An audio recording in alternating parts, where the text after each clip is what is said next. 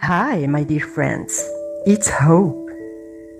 Some people find their purpose in a library. Some find it in a classroom.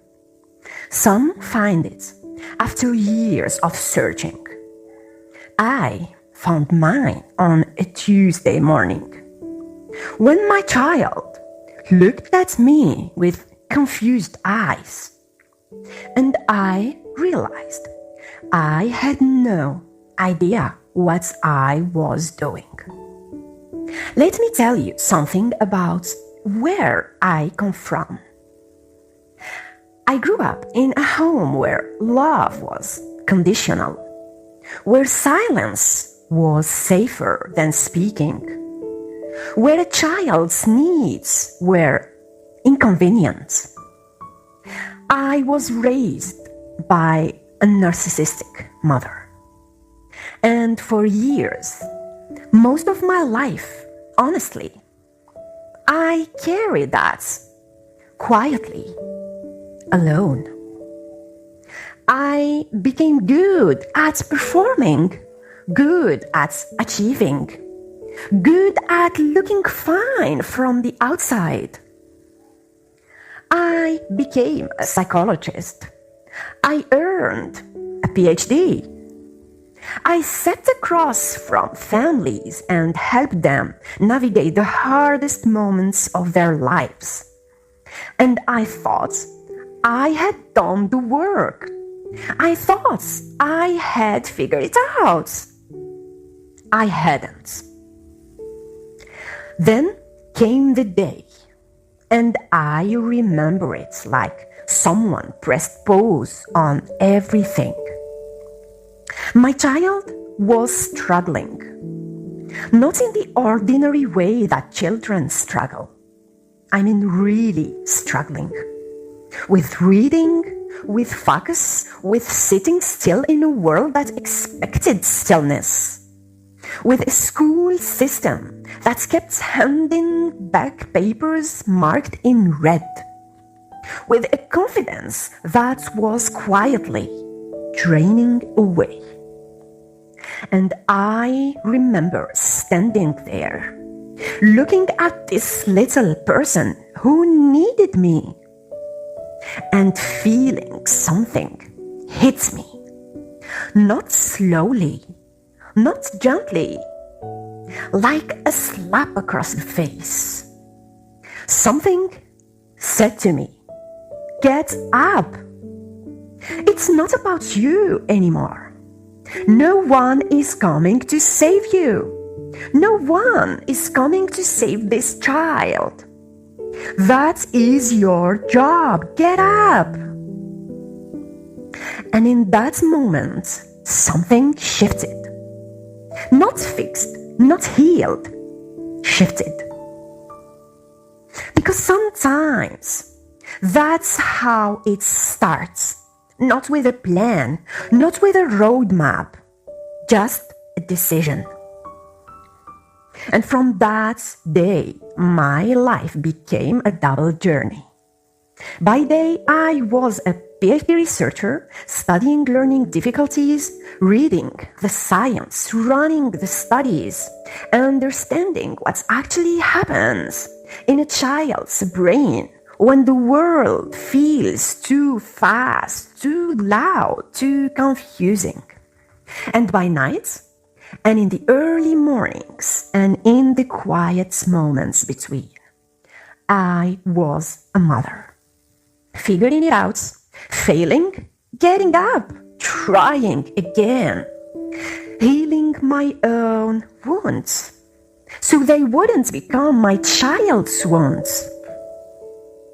And learning what I was taught about how a parent is supposed to be. And learning, slowly, humbly, how to actually show up. Jim Rohn once said, "Don't wish it were easier, wish you were better." That line lived in me during those years. Because the situation wasn't going to get easier.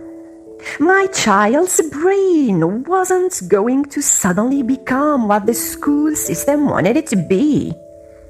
The only variable I could control was me. So I got better. I studied harder. I healed deeper. I showed up differently. And something remarkable happened. My child began to flourish. I created this space for you, not for the mother who has everything figured out, for the one who is exhausted, the one who searches. Why can't my child read at 11 p.m. with tears in her eyes? The one who sits in yet another school meeting feeling invisible.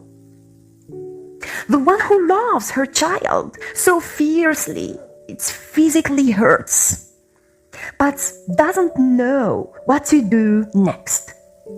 Maybe your child has ADHD.